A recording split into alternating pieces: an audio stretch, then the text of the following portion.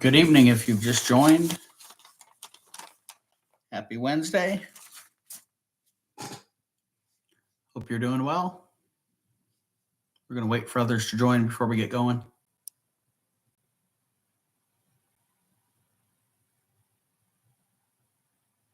Lamont, how are you this evening? Hello, Christina. Welcome. It is a great day to be alive, Christine. I hope you're doing well as well. We're going to wait for others to join. I've got 4 questions that were sent in. We'll cover a little bit of info after that, and then I've got 4 questions for you guys.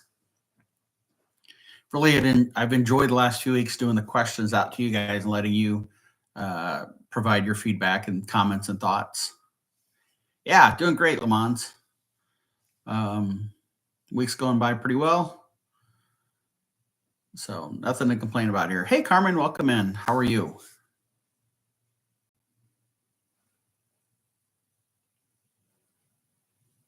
Hello, Dina. Welcome. How are you tonight? Good to see you.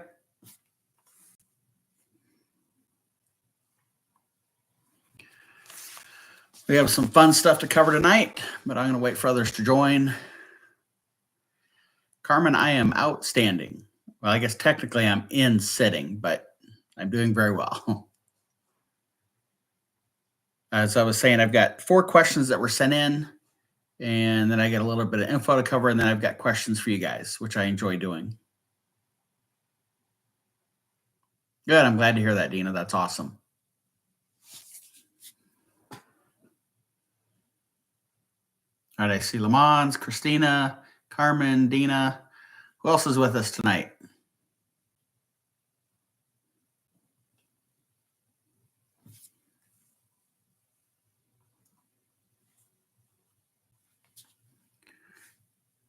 Skel, how are you? Welcome in. Happy Wednesday.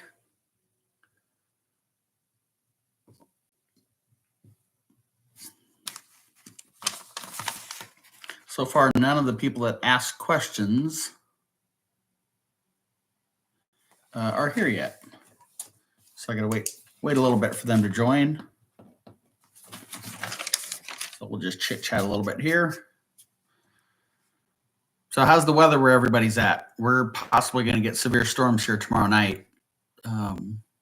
If they happen, there's a chance of like 80-mile-an-hour winds and hail that's about 2 inches in diameter. So fingers crossed that doesn't happen. We do need the rain, though. It's been really dry here.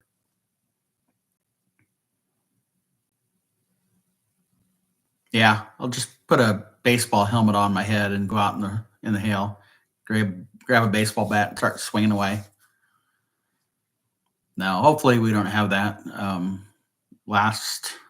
Sometime last summer, we had a pretty severe weather outbreak here in the Midwest. And so a lot of us on my street had our roofs replaced last year. A lot of people had to have siding replaced. So it would be unfortunate to go through that a second year in a row. Not sure whether I prefer the severe weather season or the winter season better. I do know I'm not a big fan of having to mow my yard. So from that standpoint, I don't mind the snow in the winter. About 45. Ooh. Yeah, so it was around 60 the last couple of days. It was, I think, 84, 85 today. It's going to be the same like that tomorrow, and then back in the 50s or 60s Friday, Saturday. Yeah. Hey, Helen, welcome in. How are you? Good to see you. And I think it's supposed to be a rainy Easter Sunday here, too, which is no fun for anybody that was planning any outdoor Easter egg hunts or anything like that. It's too bad. Saturday, I am going to go visit my son at his college. I'm excited about that. Did I say Saturday? Saturday, I'm going to go see him for the day on Saturday. Looking forward to that. He comes home from college 4 weeks from tomorrow already, which is incredible. Full belly and exhausted. Love it, Helen. That's pretty much how I try to live my life all the time. Full belly and exhausted. Sunny 63 in North Carolina. That's not, yeah, high pollen count. Yeah, that's a problem around a lot of parts of the country. One thing we're also dealing with here, So I'm in Nebraska. If you didn't know, this time every year, as it starts to warm up, we get winds that come out of the south. Well, there's a period of time in Kansas where they do a lot of prescribed burns to help prevent serious wildfires from occurring. And so those south winds will blow the smoke up this way. And so we have poor air quality alerts from now till Saturday. I know this morning when I was at work looking out the windows, you could just see the haze in the air. Yep. Helen, I can believe that. Absolutely. Gonna be warm this weekend down there. That's awesome. I'm ready for some warm weather, I think. This roller coaster stuff of 75 to 80 and then back into the 50s and then back up and then back down. I'm ready for it just to kind of flatline a little bit. So let's see here. I'm going to see if I can share this out. Got to be smarter than technology to do some of this stuff.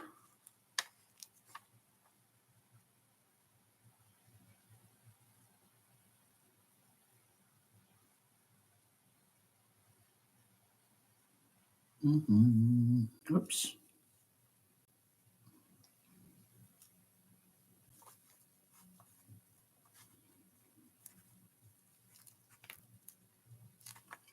We'll get started here in just a couple minutes, whether folks join or not.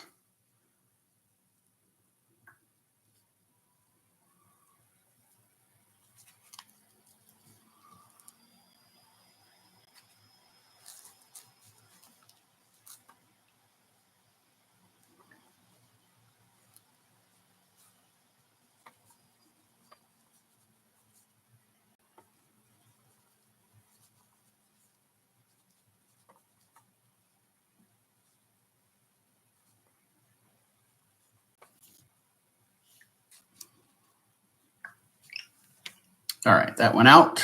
Okay. Do I have either Janie or CW or CC? Any of you guys on yet? You guys sent questions in, and hopefully any of you are on. I will hit your questions first. Otherwise, we're going to dive in here pretty quick. If you are on and you've not dropped a comment, go ahead and say hi. Let us know you're here.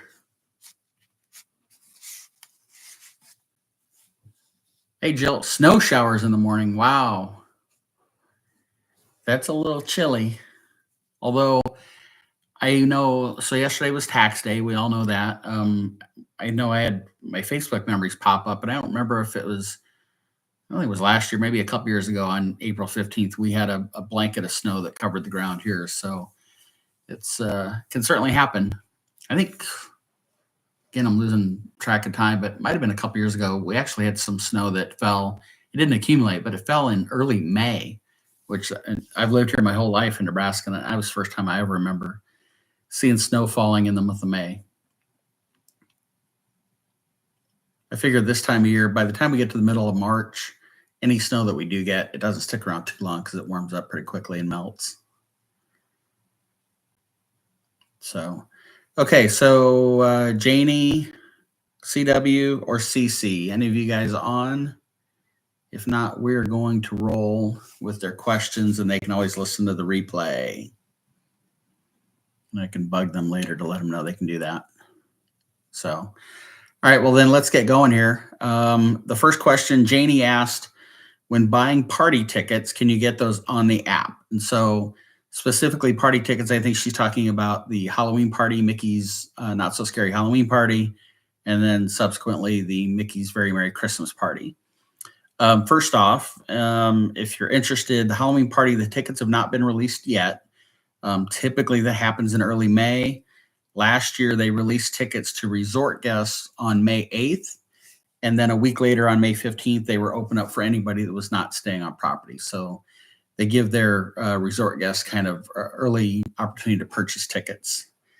So I would anticipate probably somewhere in that early part of May. Again, this year, tickets would go on sale for the Halloween party. Christmas party, I think, doesn't come out till about July.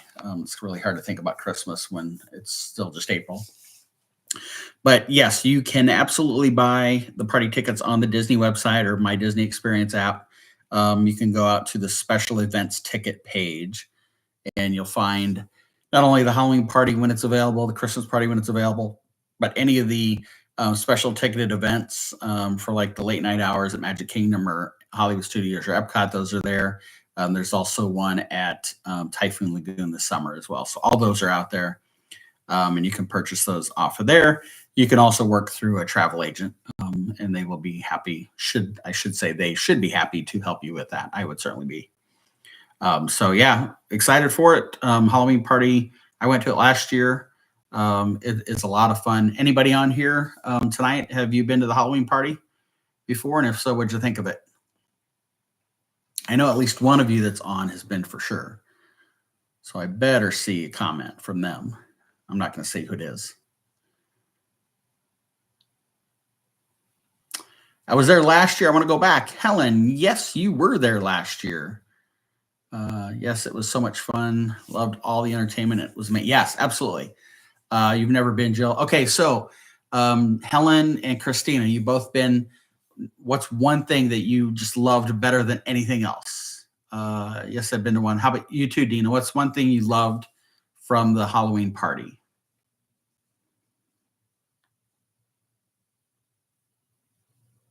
Now I have to think about what my answer would be for that same question. I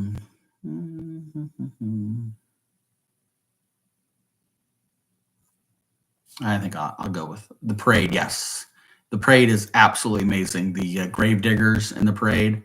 Yes, Christina, that's funny you say that because I was actually thinking "Boo to You" in my head when I was trying to think of what my favorite thing was. That definitely is a song that gets stuck in your head. Absolutely.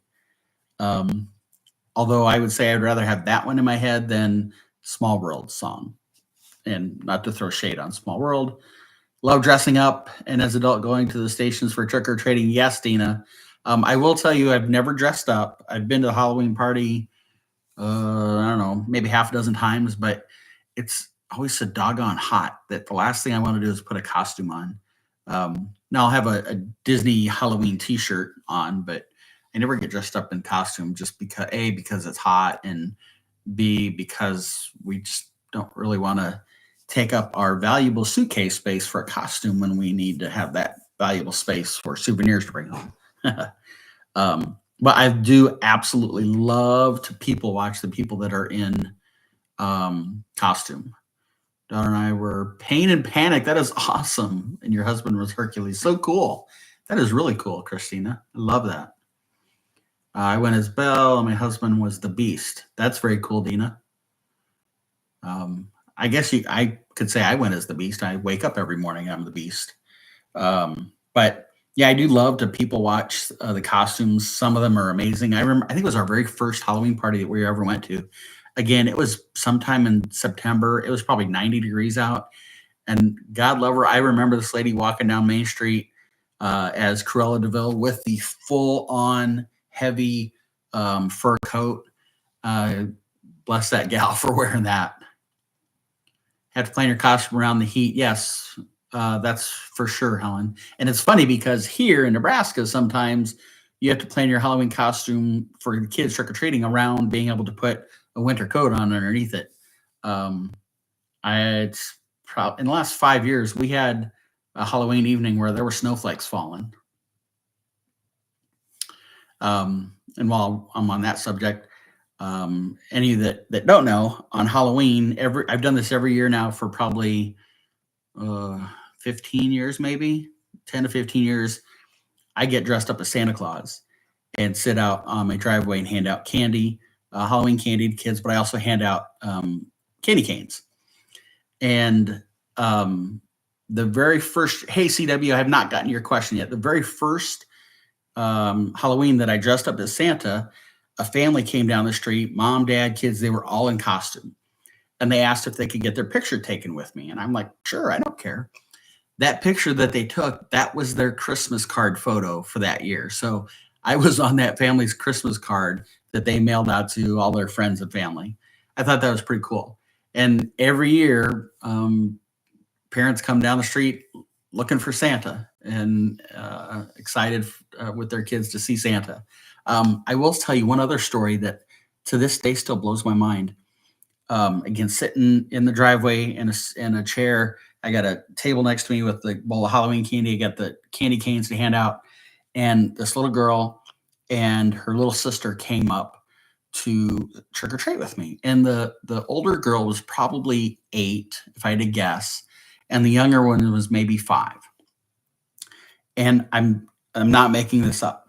The youngest one looked directly at me and said, "Who are you supposed to be?" I was thankful I was sitting down because had I been standing up, I might have fallen over. I was so stunned at the question. And I said, "Well, gosh, I'm Santa Claus." And the older girl said, "Well, um, we don't watch much television. So I think it was brother wouldn't see who Santa is." And I, I'm like, okay, I understand. And in my mind, I'm thinking they clearly then don't celebrate Christmas with Santa Claus. And I was so stunned that with technology and TV and podcasts and everything else that kids can see today, and possibly going to school. I guess they could have been homeschooled. That the little one had no idea who Santa was. But anyway, yeah, Dina, I absolutely love doing it. Every year, I get excited about it. Honestly, I hope it's cold when I do it because otherwise, I'm sitting out there sweating. But yeah, one year I sat outside in my Santa suit, and there were snowflakes falling. It was just ideal.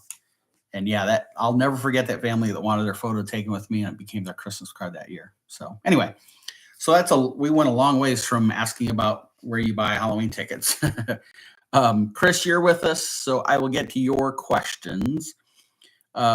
Chris's stuff is around Universal Studios, so we'll dive into that. He'd asked if Universal does luggage transfer, kind of like Disney World does, and I think we talked about this. I can't remember if we talked about it here, if we talked about it in a podcast, but Disney does do luggage transfers if you're doing a split stay. I think we talked about it last Wednesday night, as a matter of fact.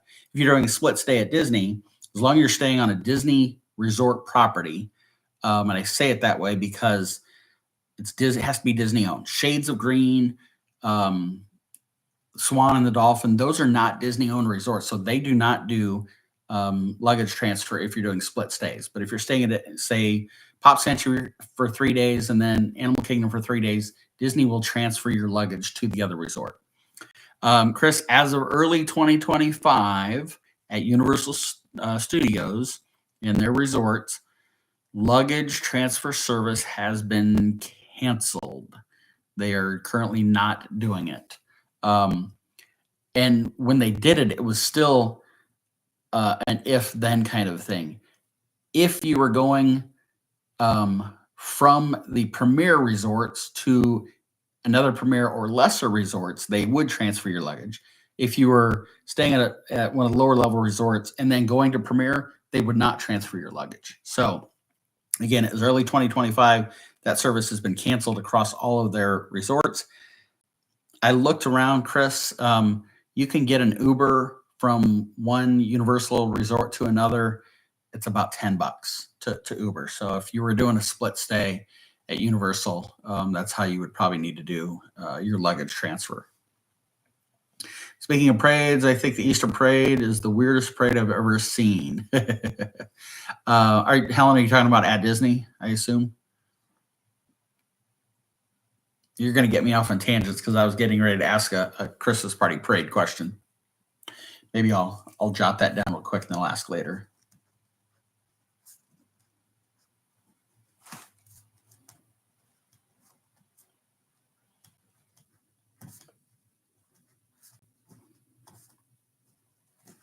Okay.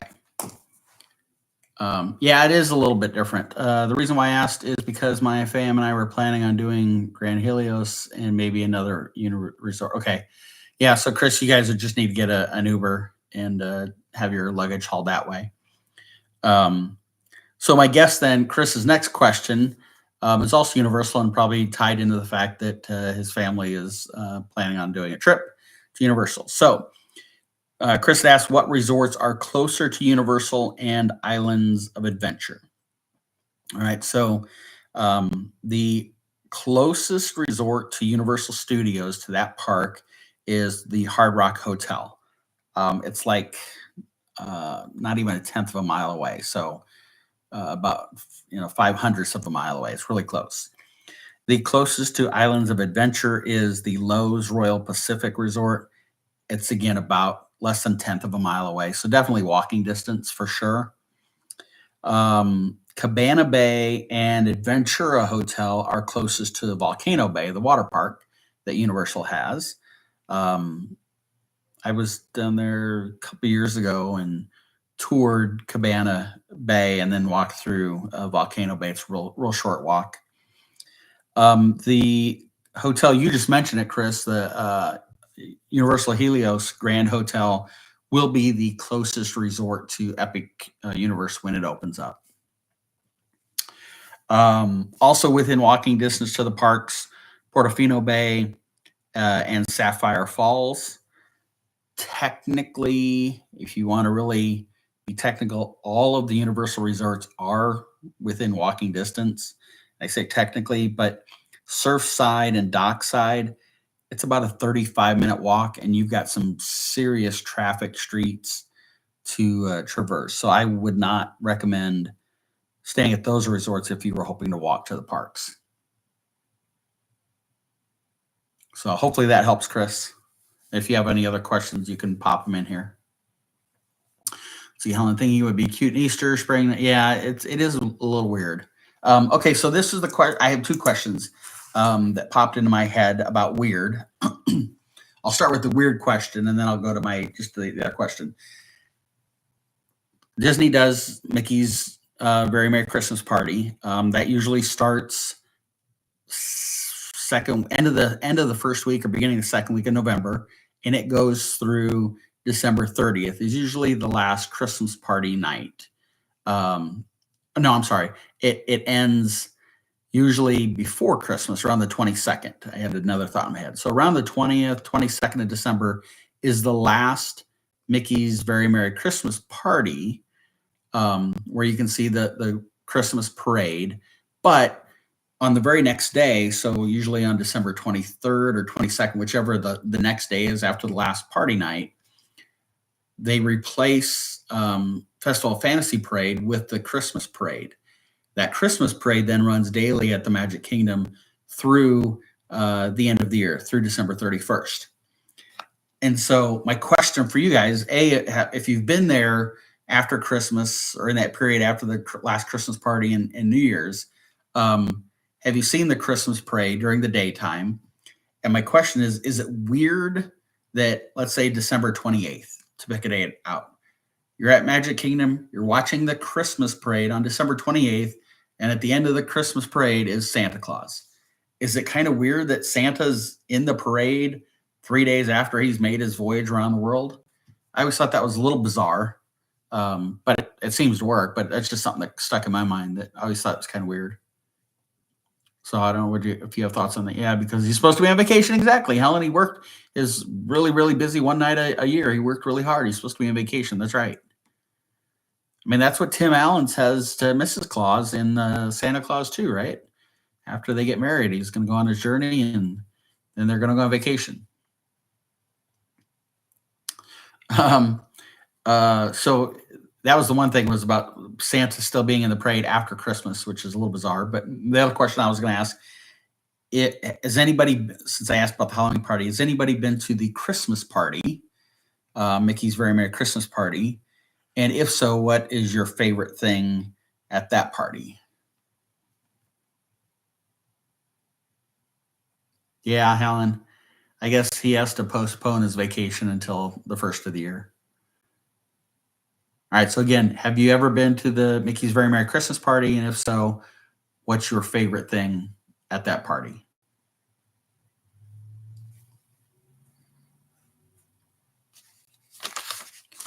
Chris, any idea where Cece's at? She had a couple of questions tonight. I'm getting ready to get into her questions.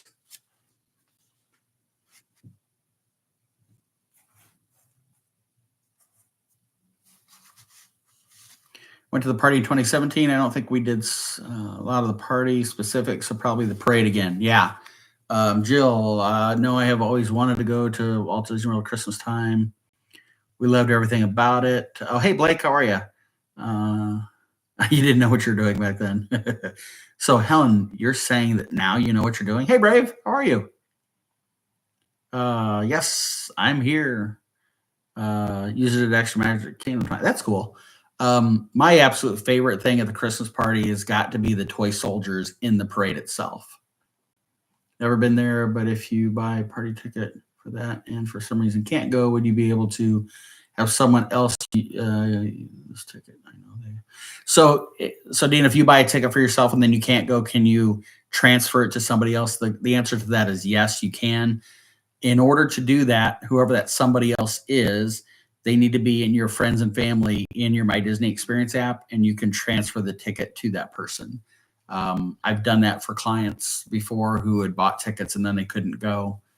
So I'm pretty aware of that. Christmas fireworks too. Yes, those are really cool. But yeah, so Dina, you can do that if you have a ticket and then you can't go for some reason. Let's see, did I miss? I thought there was a comment or two that I saw, but I don't remember what they were.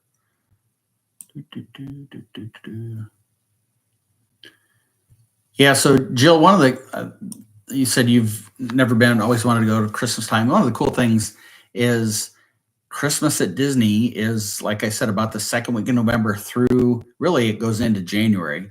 But as far as the Christmas parties go and the Christmas parade goes, anytime, almost for 2 full months. So if you're wanting to go and enjoy the Christmas experience, but without the massive crowds, early November is really good. People have already had their fall break if they've got students in school, or they're gearing up for Thanksgiving week, or possibly during Christmas and New Year's.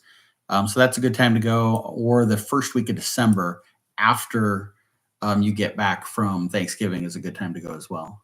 Hey, Cece, how are you? I've not gotten your questions yet. We're just about to dive into those.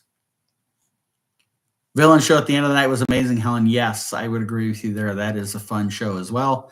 I just wish I wasn't so darn tired by the time 12:15 in the morning rolls around and that show comes on the stage. But yes, it's a really cool show. And it's a great way to end your party night. That's for sure. Okay.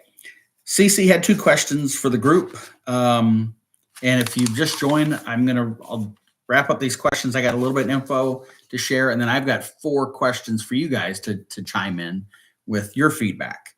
And so if you haven't been on in the last few weeks with us, I've started doing this where I bring questions to you guys towards the end of the live, so that you can give your feedback on what you like, dislike, or whatever the question may be, and that sort of thing. So we have 4 of them for you tonight. Okay, so CC asked, are blankets allowed in the park for sitting on them? Simple answer, CC, is yes, absolutely. Blankets are allowed or welcome in. Understand that anything and everything you're carrying into the parks is going to go through security. So just keep that in mind. The more stuff you have with you, you're probably going to have to go and have that stuff searched by one of the security guards. So it might take you a little bit more time, but you can absolutely bring blankets in to sit on. I've seen people, and I'm not a fan of this, but I've seen people that will then lay them out to save their spots for the parade, for instance. And I don't necessarily think that is an appropriate use of the blanket. If you're putting it down and you're sitting on it, that's one thing. But to just put it down and then walk away to go ride a ride and save that space, I don't like that so much. But anyway, so blankets are allowed. You can bring them in for sure. And if you forget to buy or bring one and wanted one, Disney also absolutely sells them. Yeah, Jill, without the holiday crowd. So I've been to Disney during Christmas time in early December. Really, really good. I've been there early November, really, really good. I've been there the day after Christmas through New Year's Day. Loved it. I'm a nutty people person. Hey, Amber, how are you? And so I didn't mind the crowds during that time. We did Epcot on New Year's Eve 2 years in a row. Amazing. Absolutely amazing for me, but it's not everybody's cup of tea because there are a lot of people there. But yeah, the early November, early December crowds aren't quite as bad, and you get all of the same Christmas feels. So it's pretty cool. Okay. We went like 2 weeks till Christmas. And I'm like, yeah, you go early enough, it works out well, Helen. Okay, so I'm going to ask Cece's question here, and I've got some feedback, but I would love you guys to put your thoughts in the chat as well on her question. So here goes. Cece asked, what are some questions you can ask Star Wars characters at Hollywood Studios? So again, what are some questions or things you can say to the Star Wars characters at Hollywood Studios is what Cece's asking. So here were my thoughts that I scribbled down, but guys, please chime in on your thoughts. So with Darth Vader, you can ask him about the Force or ask about his role in the Empire. You can ask him if you can still call him Anakin and get some kind of reaction. If you're seeing Chewbacca, you can ask him about Han Solo. Ask if his rebel friends are doing okay, things like that. You can always make the everybody says, but may the Force be with you. This one's for either Kylo or Darth Vader. This is kind of funny. It's something that they've said in their movies. I sense fear in you. With Kylo, you can ask who the leader of the First Order is. If you see Rey, you can ask about her role in the Resistance, or ask about her training with Luke Skywalker. Those would be fun things to do. What do you guys think? Any comments, questions that you think would be fun to ask any of the Star Wars characters at Hollywood Studios? I'm going to take a quick drink while you guys are putting in your thoughts.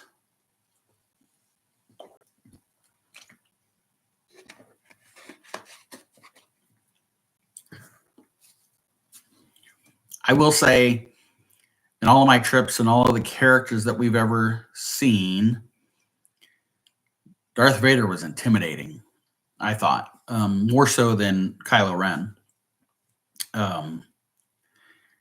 Chewbacca can be somewhat intimidating just because of his sheer size, but do they eat brand buds? Brave, you might get a head scratch response on that. But yeah, so for us, Darth Vader was kind of intimidating, but I enjoyed it. They're all cool. Chewie's not intimidating. Well, just because of his sheer size, Helen, I think the very first time when we walked into the room where he was in, and it's, most all of the characters, if you think about a lot of them, are about the same height as any of us or shorter. I guess Goofy's really tall, but a lot of the other ones are average height. Chewie is huge, exactly, Brave. And so walking in to, the meet and greet room, and you're like, wow, this dude's huge. R2-D2 is your favorite. That's awesome, Jill. If you go see BB-8, you can make a bunch of beeping sounds at him. That would be kind of funny. So, Cece, if you're still with us, I know you've visited and seen some of the characters. What are some of the things that you said to them when you did?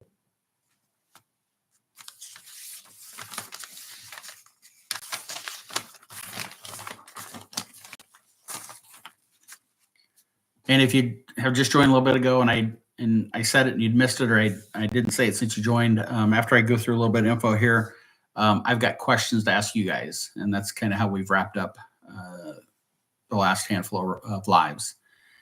BB-8 is cute, Helen. I would agree as far as robots go. But Jill, I'm kind of with you. R2-D2 is kind of, just always been a fan favorite of mine for a long, long time. I can think back to the Hollywood Studios days when they used to have the stormtroopers march down the main street there towards the front of the park.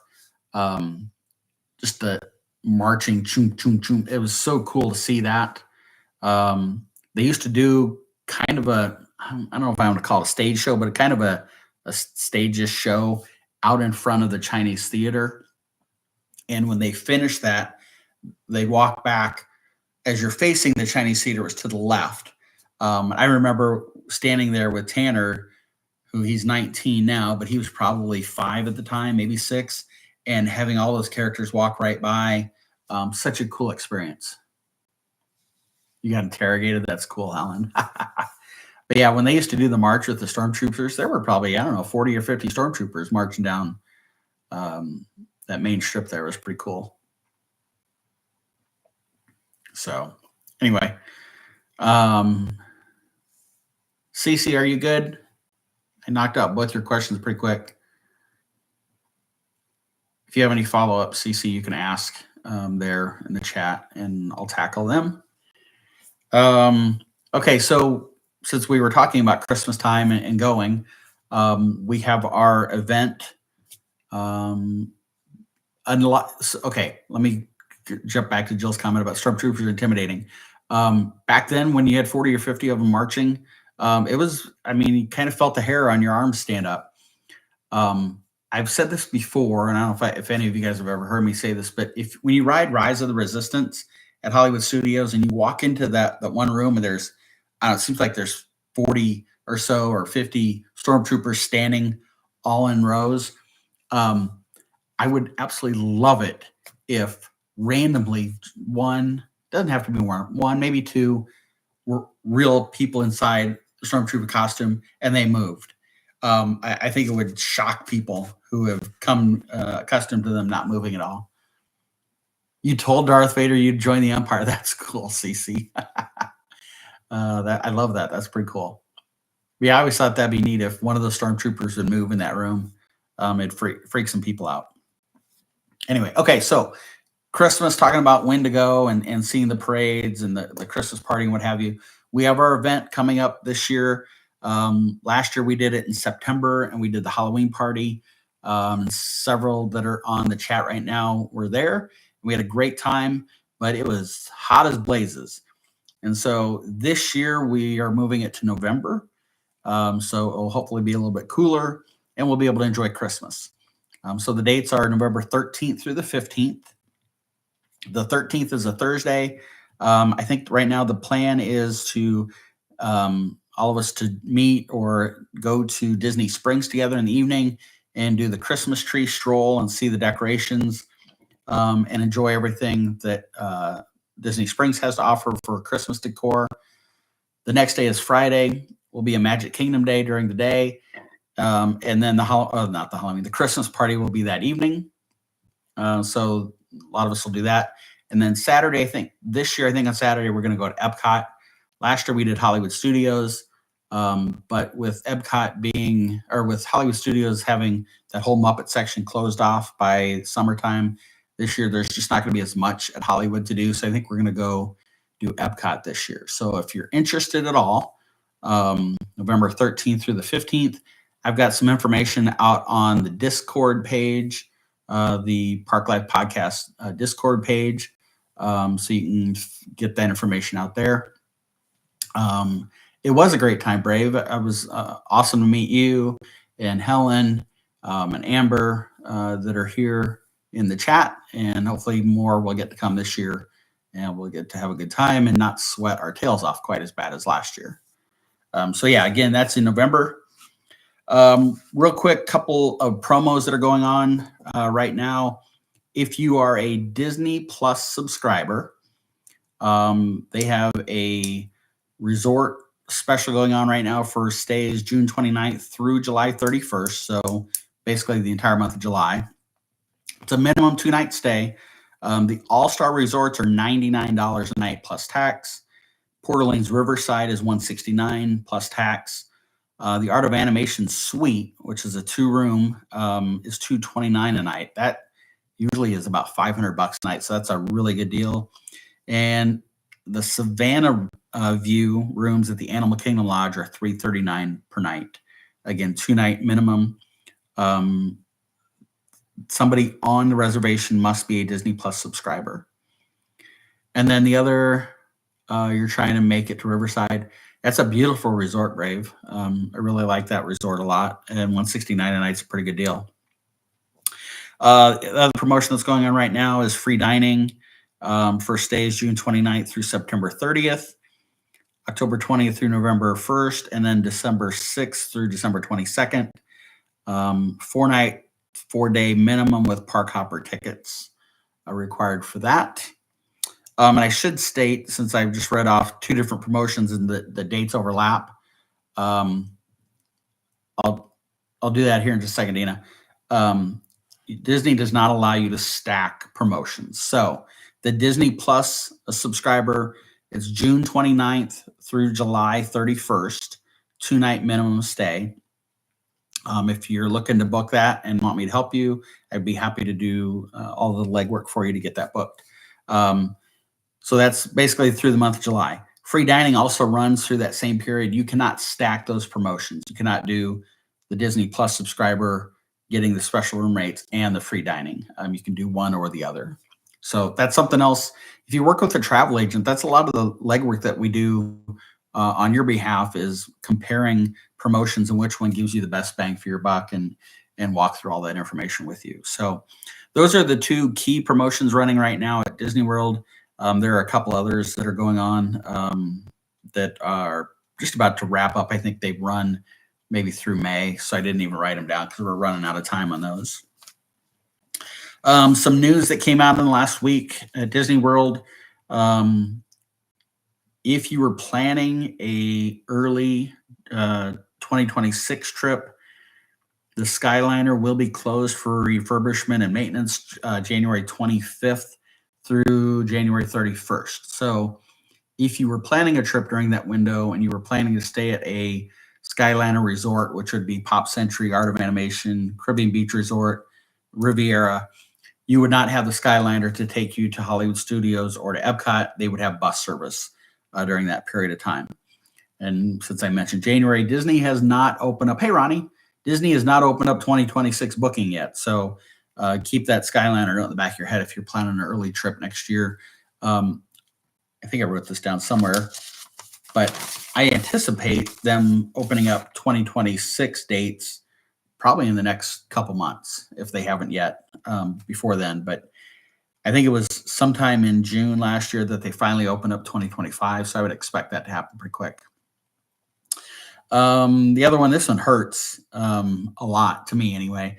The Grand Floridian is having a lobby renovation. They're putting in a birdcage bar and some other reno stuff, which all of that is cool.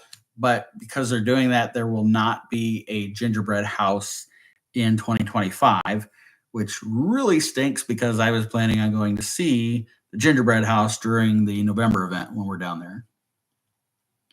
Oh, okay, Helen, thank you. I appreciate that. I'll look at that.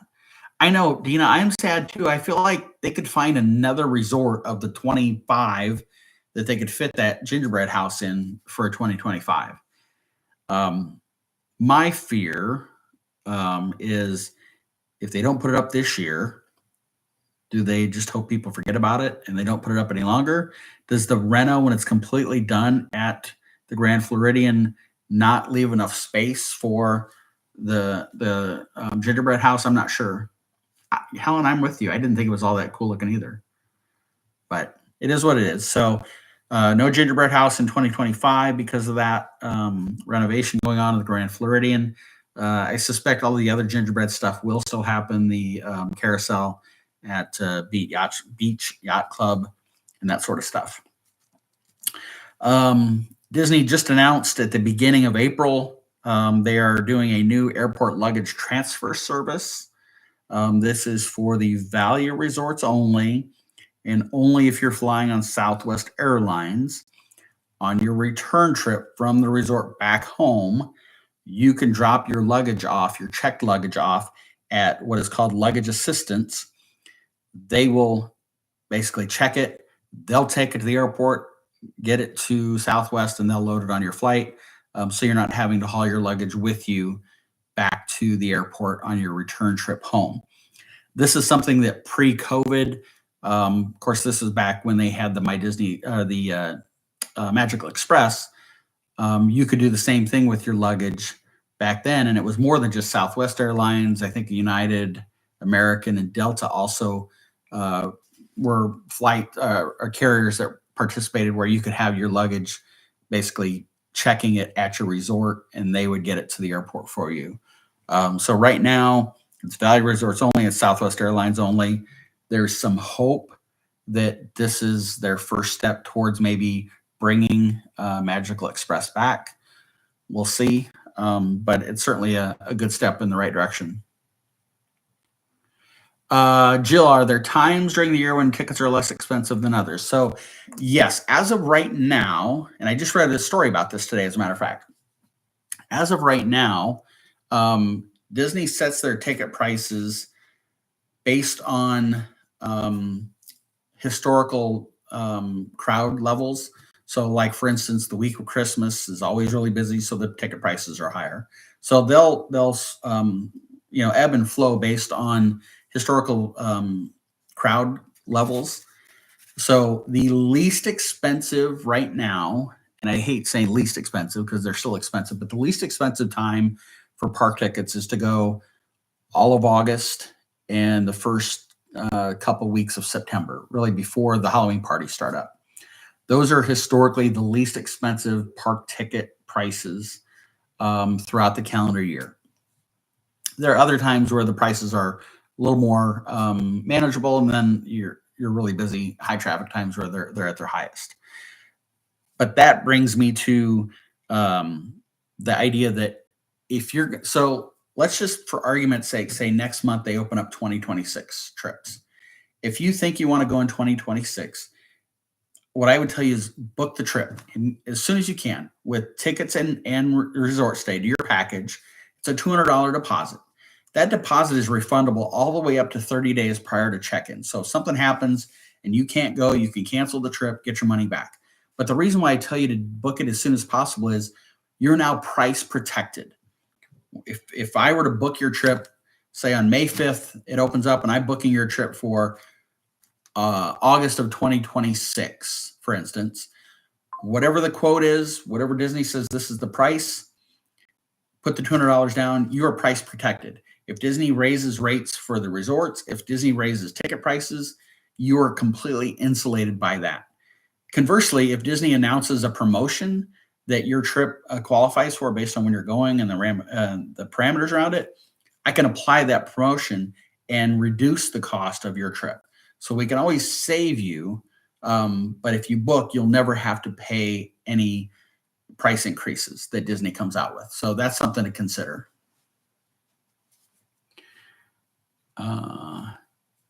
Helen, your first trip, you stayed at Grand Floridian to understand the birdcage theme. I've never stayed at the Grand Flo, so I have no idea if there's something that ties in with that. But anyway, so yeah, again, if you know you have a trip that you want to take, book it as soon as you can. The deposit is refundable, but you're insulated from price increases. And then the other thing, last thing in notes before I turn the table and ask you questions,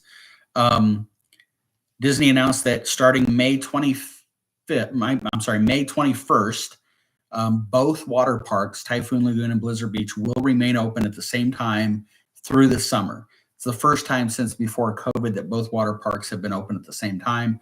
They've been running for the last roughly 5 years a schedule where one is open, the other one is closed for refurbishment, and they open that one and close the other one down for refurbishment. So both water parks will be open starting May 21st. And some people have said, hey, is that Disney's way of trying to compete against Epic Universe, which opens on May 22nd? The reality is they're doing this because there's a added bonus to resort guests that are staying in 2025. Your arrival day, you get free admission to the water park. And so what's been happening over the last 6 weeks during the mad rush of spring break is the water parks have hit capacity, or the water park, only one's open right now. The water park has hit attendance capacity, and they've had to shut the gates down and not let anybody else into the water parks, which is mind-boggling because none of the amusement parks are coming close to hitting capacity.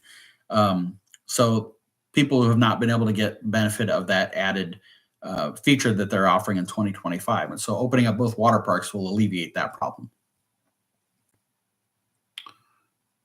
Yep, Helen, there you go. It happened to you last year. You put down payment, they jacked up prices, and you were safe. That's exactly right. That is one of the really nice things that Disney does do right by their customers is once you put the deposit down, you're price locked. And again, you can get refunded that deposit all the way up to 30 days before check-in.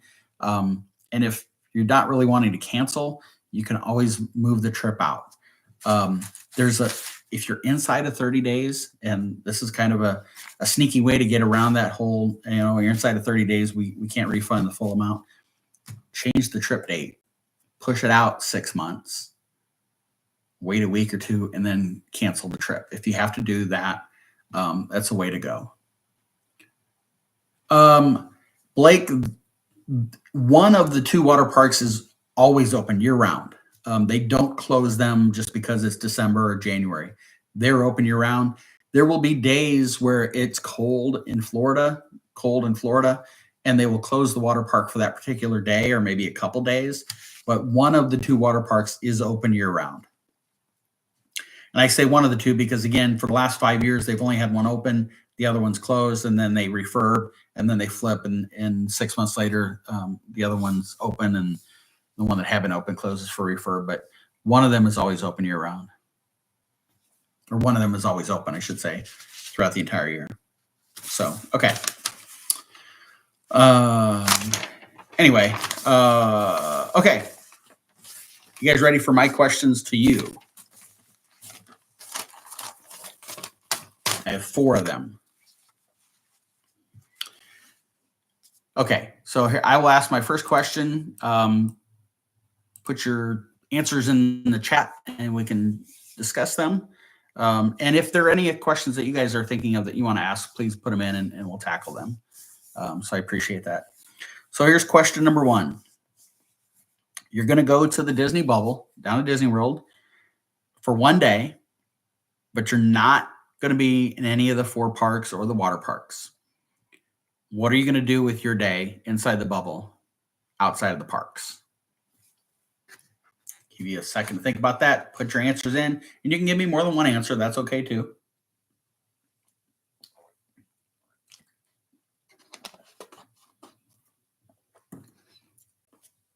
Going to go to the Animal Kingdom Lodge or Poly, Disney Springs shopping, resort hopping, Disney Springs,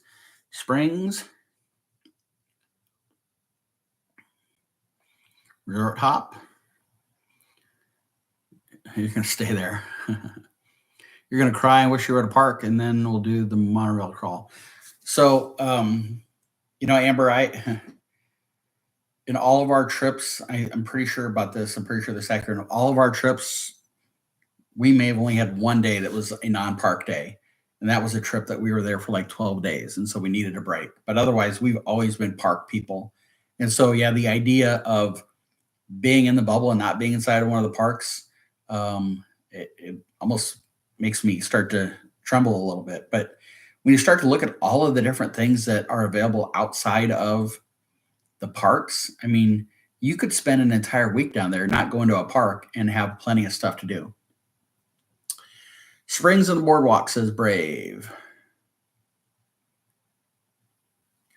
So, Helen, I've thought about that before. I've never stayed at the Animal Kingdom Lodge because we're always at the park. So for me, the value resorts make the most sense. But if I were going to spend that kind of money to stay at Animal Kingdom Lodge, I'm going to have at least one resort day where I can just relax there, see the animals in the savannah, enjoy the meals, enjoy the pool, all that sort of thing. So, gosh, but when you start to think about the different things, and I know you guys said Disney Springs, but you've got Cirque du Soleil, you've got the balloon ride there, you've got those cars that are in the water, you could do those. There's Splitsville, you could go bowling, and they have great food there. There's the 2 miniature golf courses, Fantasia Gardens and Winter and Summerland over by Blizzard Beach. You can do the different resort hopping. You could spend almost an entire day just enjoying transportation around the Disney bubble between the Skyliner, the monorail, the buses, the boats. You could rent the Surrey bikes at the boardwalk. There's so many different things that you could spend multiple days doing and have a darn good time. So I'm going to get to a trip. The live music, absolutely, Brave, is very cool. We're going to eventually do a trip where we have some down days. And I was actually planning that for November, so I could go see the gingerbread house. But I guess I don't need to do that this year now.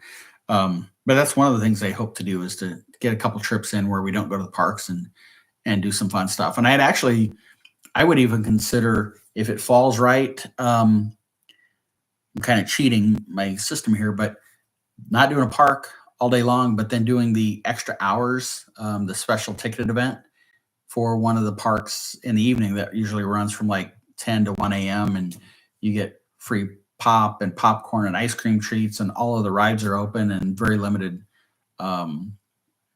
crowds. Get in line for cookies at Gideon's. Lamont, that would be an all-day experience, more likely.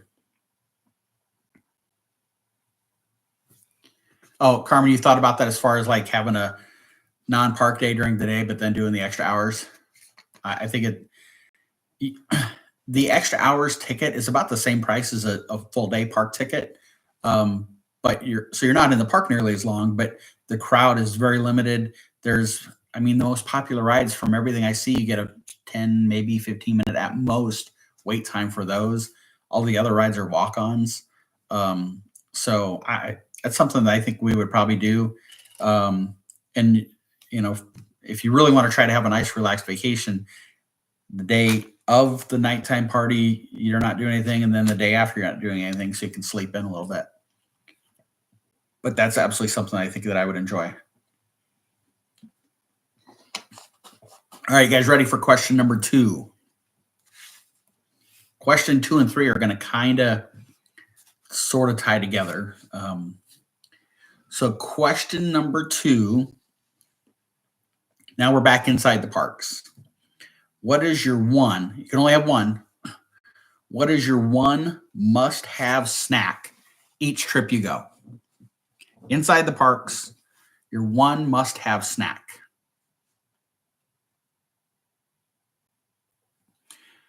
Thanks, Ronnie, for putting the Discord link in there. Yeah, if you haven't joined Discord, love to have you join us. Mickey Premium Bar, love it. Ice cream bar, pretzel.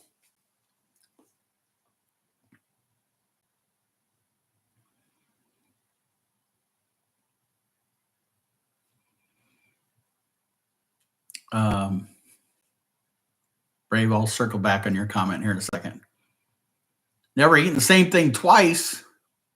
Wow. Confectionery popcorn, Cecilia. Haven't been in years, Jill. It's time to go. Come in November. You can see a lot of us. You can see the Disney characters, and then you can see characters like us. I don't even know. Usually the snacks aren't gluten-free, but the meals are. I understand that, Amber. Totally get that. Cheshire Cat Tail. Ooh. Can't eat ice cream. I understand that. Gluten-free churros from Nomad. Okay.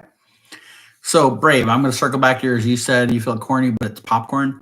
I cannot sit and watch the parade without a box of popcorn. I just absolutely cannot do it. So if I can only pick one, I would have to say popcorn. Is it the best popcorn in the world? No, not really. But there's just something about, for me, sitting and watching the parade and munching on popcorn. And usually the popcorn's gone before the parade gets to me. But it's something I got to do.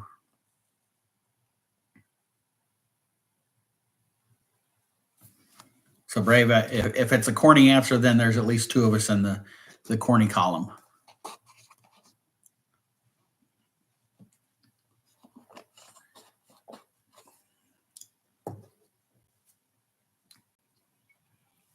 It's great to save chicken nuggets.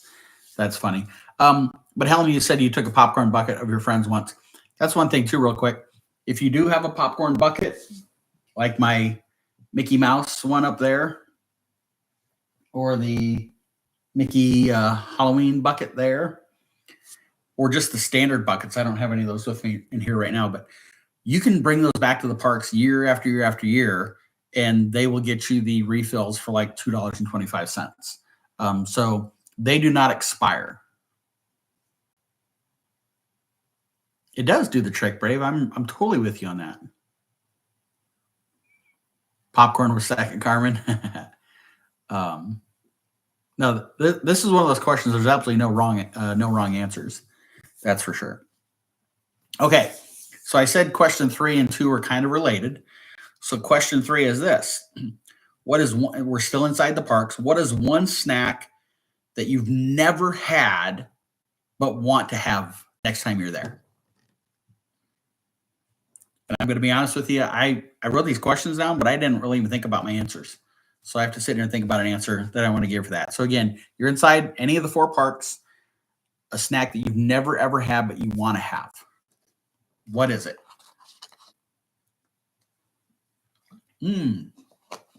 Cream cheese pretzel. I like that. Oh, is that the Cheshire Cattail, Dina? I assume you're saying there. Cinnamon roll from Gaston's. Ooh. Amber's rolling them out here. Ronto wrap. Okay. Loaded popcorn from Magic Kingdom. Yeah, that confectionery is amazing. Creme brulee croissant at Gaston's. Wow.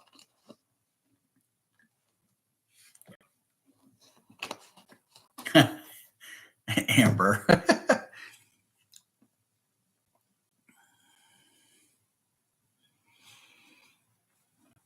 Yeah, if you've not had the popcorn in the confectionery, you should absolutely do that. I think last time I don't have something with me to kind of illustrate, but the last time we were there, I think the container was about 10 inches around and probably 4 inches, 5 inches tall. They filled that up. It was, heaping over and the lid barely fit. That was enough for like 2 or 3 days worth for me to munch on. Cream cheese pretzels sound delicious. I will say though, the last time I got the confectionery popcorn, and this can happen with any popcorn, it's not theirs, but I'm back to the resort. I was eating some and I chipped a tooth on the doggone popcorn kernel. So that kind of tainted the rest of my popcorn eating for that trip.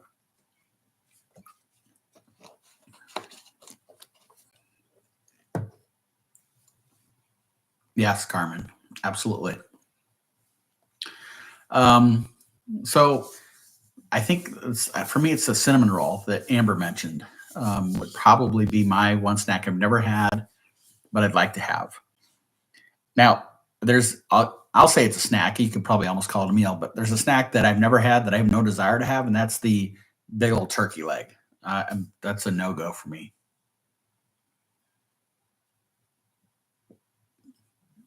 Oh, that's really cool, Helen, that you did that. I like that.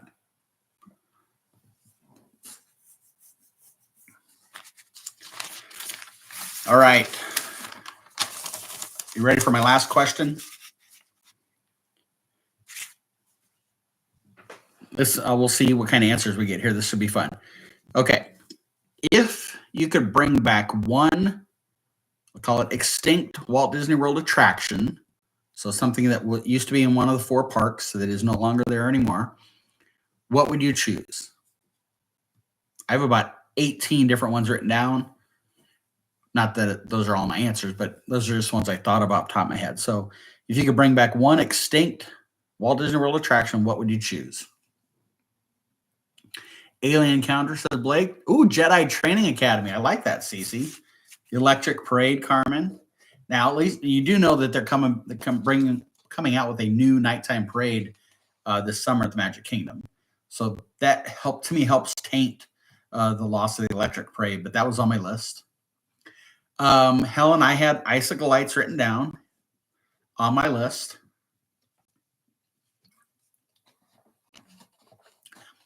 That's not extinct, it's hibernating. That's different. But I understand, Amber.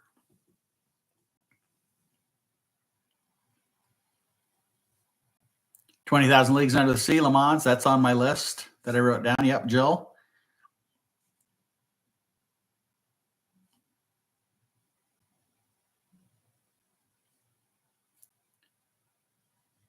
Anybody else got an answer they want to chime in with? I'll go through my list here in a minute of the different things. Because my bet is when I go through the list, somebody's going to go, oh, I forgot all about that. Honey, I Shrunk the Kids, the playground section. Yep, at Hollywood Studios, Amber. Another good one.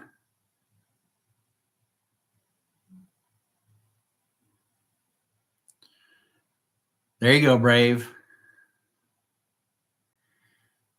That, again, I say this all the time jokingly, but I think that was before Disney realized there were alligators in the water.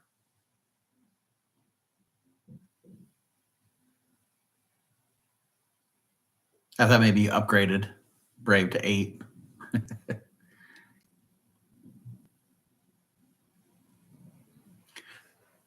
Amber, the 3D show, are you talking about the Honey, I Shrunk the Audience? I assume that's the one you're talking about, tying it into the playground. Yep. Okay. Backlot Tour, Carmen. Another really good one. So when I rattle off all the answers I've written down, my pick I'm going to leave for very last to say. I'll give you guys a chance if you have any other answers to chime in. Osborne Family Lights, Osborne Christmas Lights.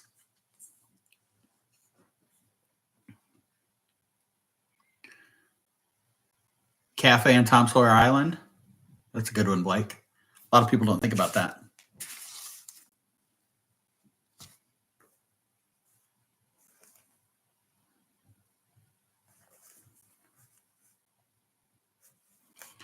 Okay. Here is the list in no particular order. Do you think Disney will increase prices in the long run generally? Yes, Eric, I do. The collective, we all say that it's so expensive, but they're still filling up their resorts. There's still huge demand. And until that changes, I don't see how Disney's not going to increase pricing. They typically raise ticket prices once a year, at least the base price, and then they fluctuate based on the expected park crowds throughout the year. And resort stays, those prices continue to go up periodically. But Disney also does come out with promotions to help offset that. So I do think that's going to happen. All right, here's the list of things that I thought of that are quote unquote extinct at Walt Disney World. And some of these you guys have mentioned. Backlot Tour, that was at Hollywood Studios. Love that attraction. That was back in the day when it was really more MGM, and it was the idea that it was a movie, an active movie lot, and they had like the people inside looked like they were doing costumes, that sort of stuff. Alien Encounter was mentioned. That used to be at Magic Kingdom, right across from the laugh floor in Tomorrowland. And then also in that same building used to be Stitch's Great Escape. This one I thought of, the old Toontown back in Fantasyland. I kind of missed having Mickey Mouse's house and Minnie Mouse's house and being able to meet the characters back there. I always thought that was a pretty cool section of the park. Somebody mentioned at the Electrical Parade. Magic Kingdom used to have Snow White's Scary Adventure, that ride. It was a dark ride. And so I remember as a kid thinking, oh, we're going to go ride Snow White's ride and get in there. And I was scared to death as a little kid. Jumping over to Epcot, where Frozen Ever After is now. That used to be Maelstrom's. Before that, it was a Norwegian boat ride attraction. Helen mentioned the Castle Icicle Lights. Back to Epcot, the nighttime show Illuminations. Loved that. That's my all-time favorite at Epcot.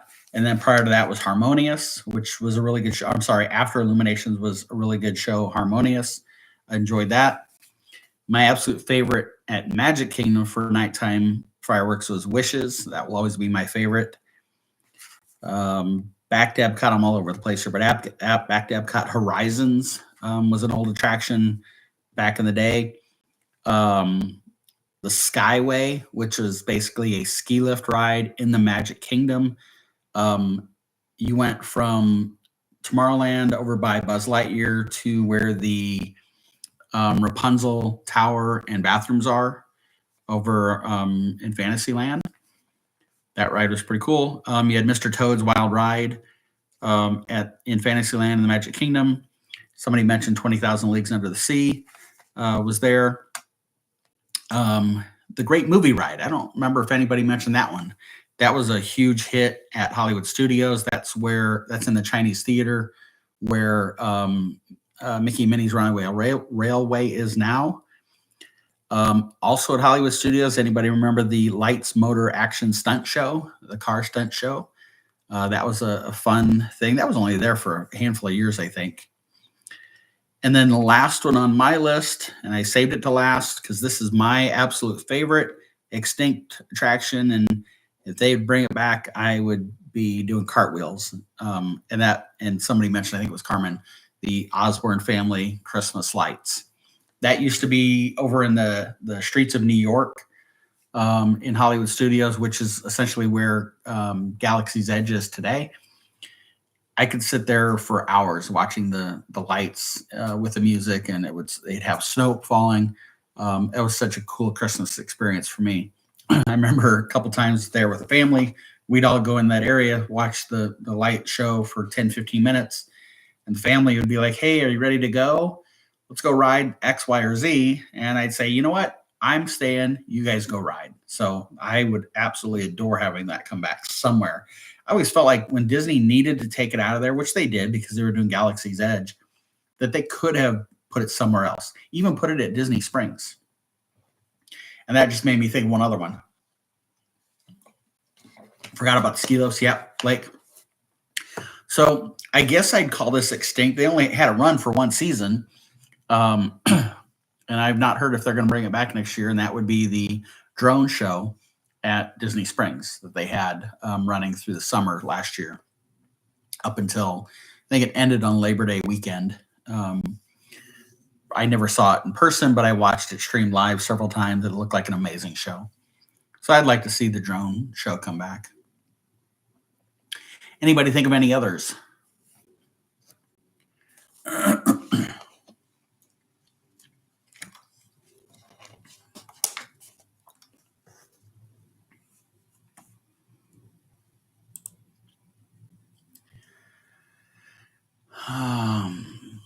Yeah, Helen, I don't know.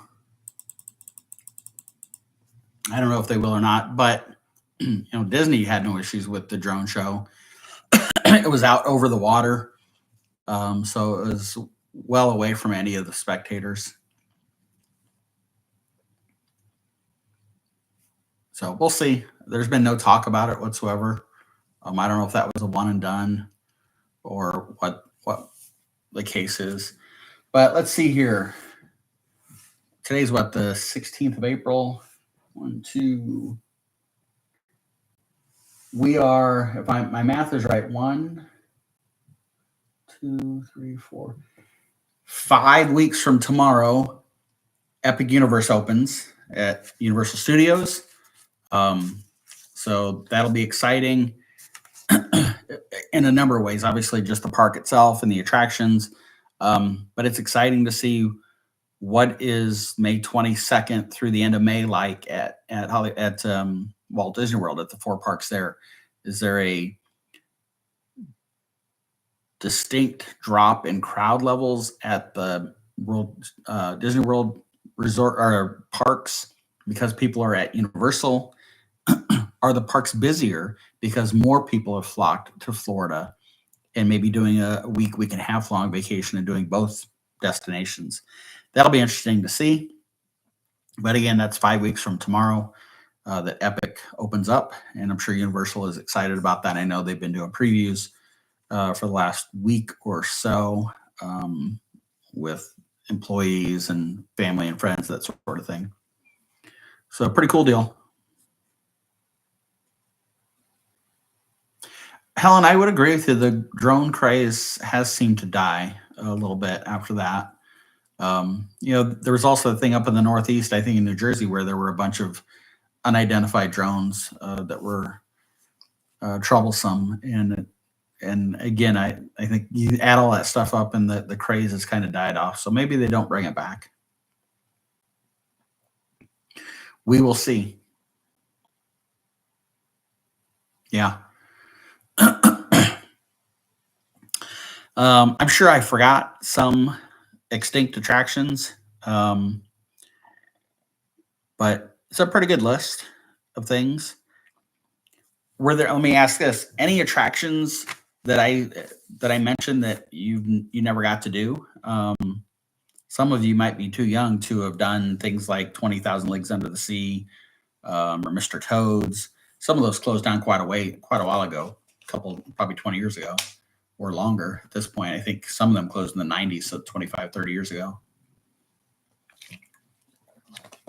I do miss Toontown a lot. I think that the experience back there was really cool.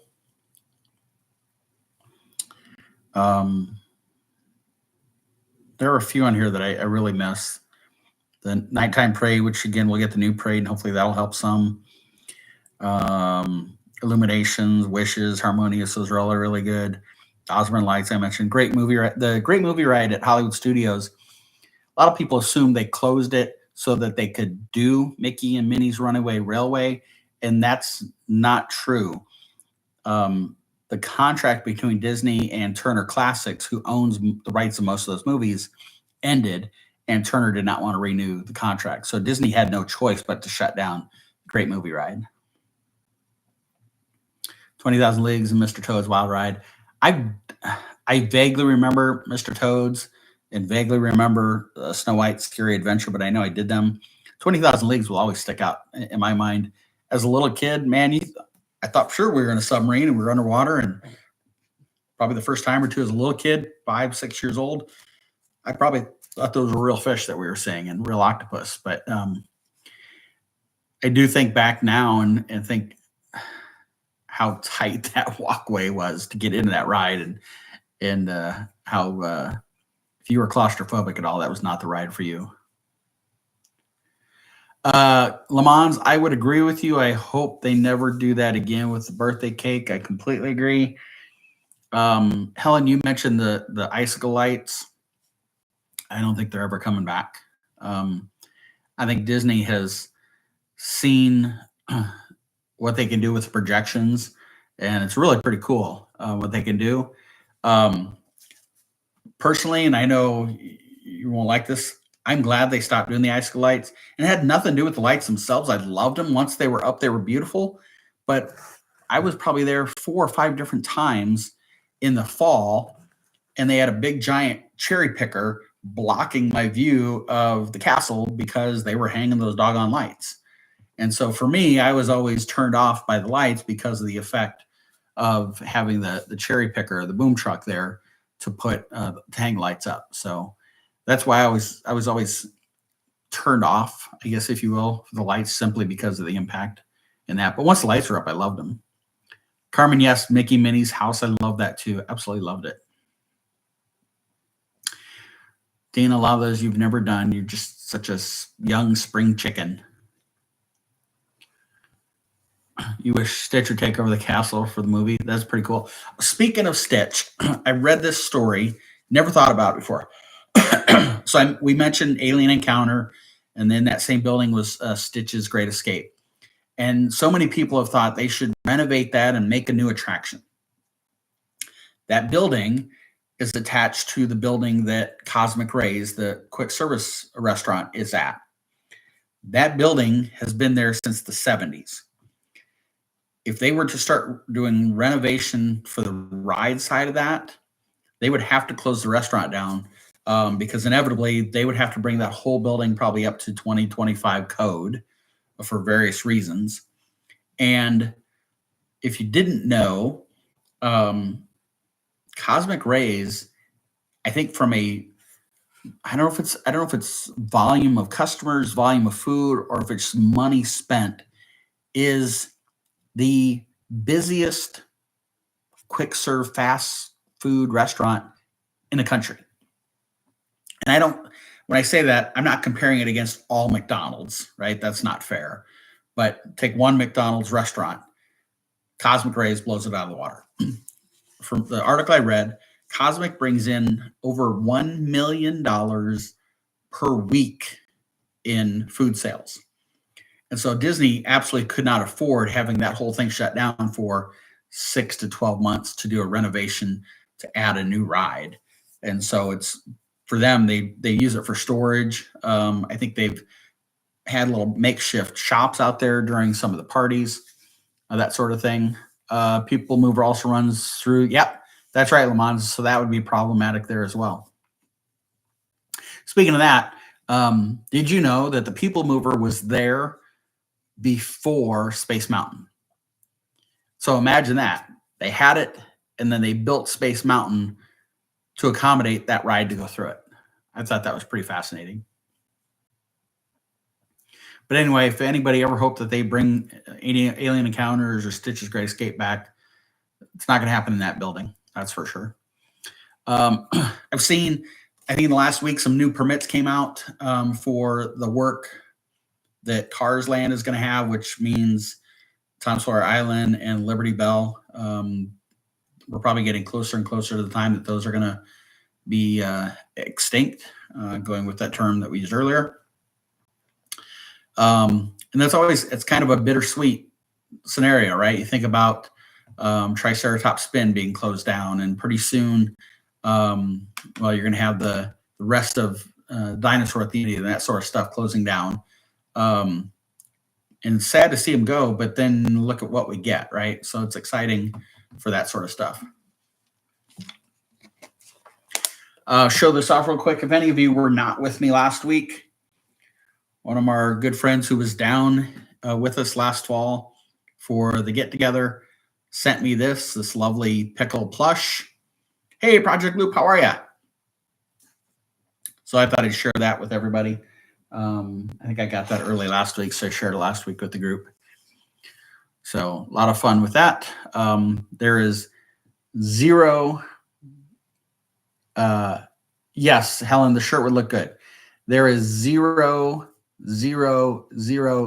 chance of me doing anything pickle related at the get together in November. Zero. We can maybe find something else crazy for me to try to do, but it's not going to be a pickle. That's for darn sure. Yeah, Brave, it is cute. I like it. And then while I'm showing things off, this I absolutely adore. This is a crocheted Mickey that somebody sent me. He always sits right here by my computer so I can chat with him. Set him right there. Very good. Cool. Okay. All right. Well, now that Project Loop's here, we can wrap up for the night. Just kidding. We are about ready to wrap up. Hey, Darla, how are you? Now Darla's here. We definitely have to end now. Yeah, isn't that Mickey? Isn't he amazing? Show him off again. He's probably, I don't know. Well, I have a ruler right here. I'll tell you how tall he is. He is 18 inches tall. So he's a pretty good sized guy, but just so cool. Kind of a charcoal gray and then a lighter gray coloring. He's awesome. So, all right. Shout out for any other questions, anything anybody wanted to touch on. Otherwise, we're going to wrap up for the night. I always like to keep us inside of an hour and a half if at all possible.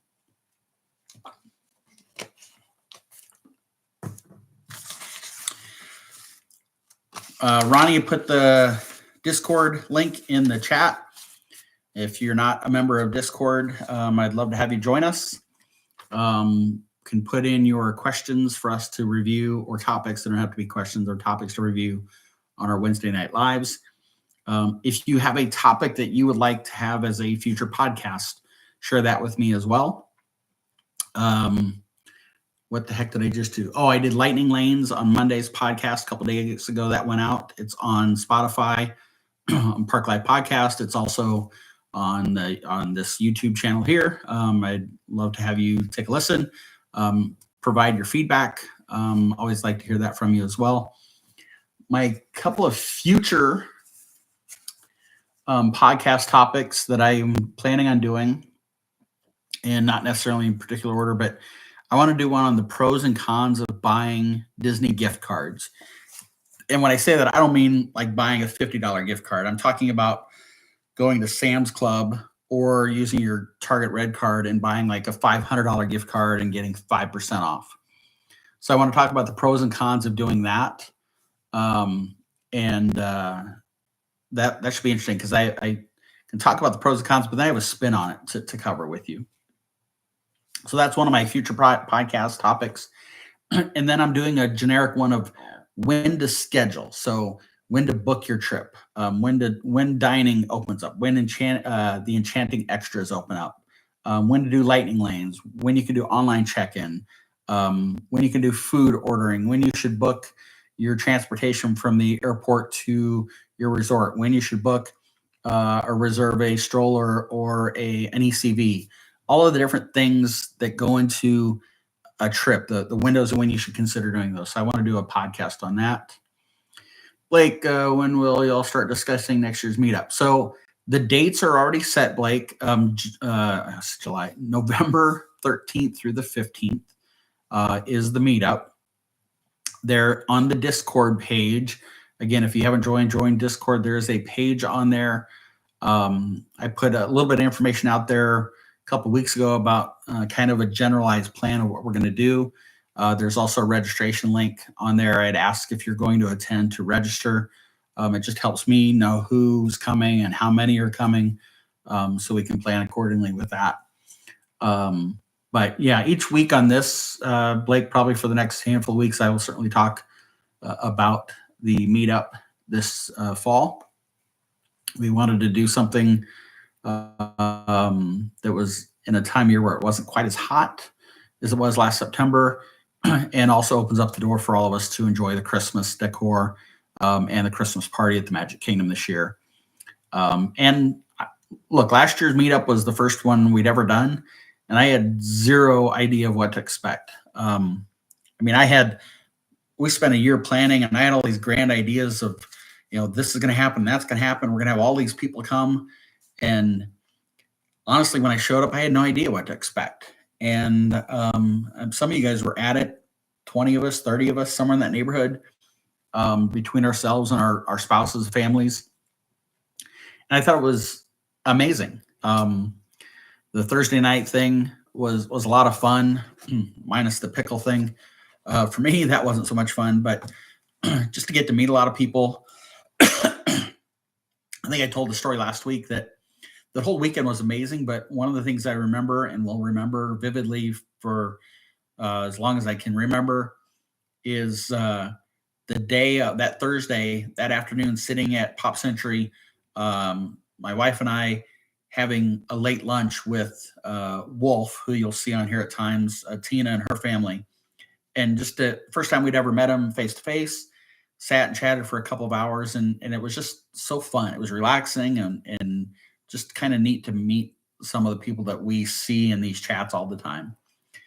So I love that part of it.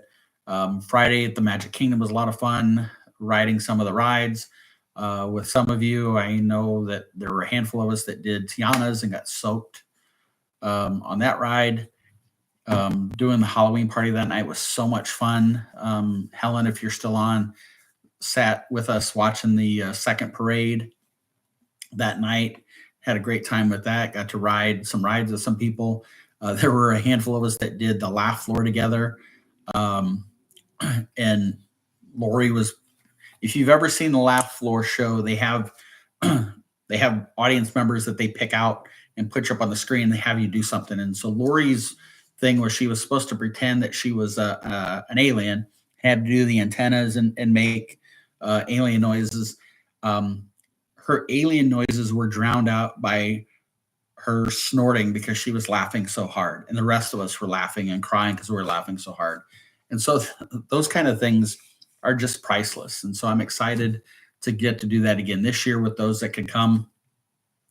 Some of you, I think, have already booked your trips. Some have booked with me. If you want to come, you're planning on coming and you want help with booking, I would absolutely love to be your travel agent and do that for you. If not, I would love to meet you when we're down there. So Ronnie put the dates there, November 13th through the 15th. There will be some of us that are there the whole week. Some that will come in on the 13th and leave on Sunday the 16th. Some that'll be there, some variation. So love to have you come down and spend whatever time you can with us. Helen just laid down for the night. Okay, Helen, thank you for joining. I hope you get a good night's rest. Ronnie, thank you. I appreciate it. So as we're hitting the top of the hour, I think it's time to wrap up for the night. I appreciate everybody joining tonight. I'm going to try to continue to do this every Wednesday night. join our Discord, put in your questions, put in your topics. That's what makes this fun. And I'll keep bringing my questions to ask all of you guys and do that sort of thing. So I think that's it for tonight. As I like to say, I hope you have a good night and an even better tomorrow. And when you wake up tomorrow, remember it's a great day to be alive. Thanks for joining tonight. Have a great night, and we will talk again next week. Goodbye, everybody.